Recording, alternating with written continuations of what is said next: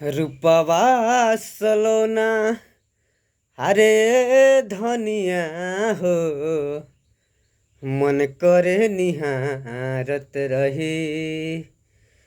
अखिया के राहे तस्वीर तो हर दिल में उतारत रही।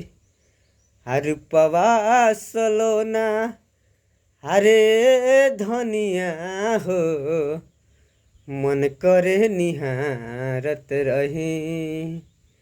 रूपवा सलोना हरे धनिया हो, मन करे निहारत रही।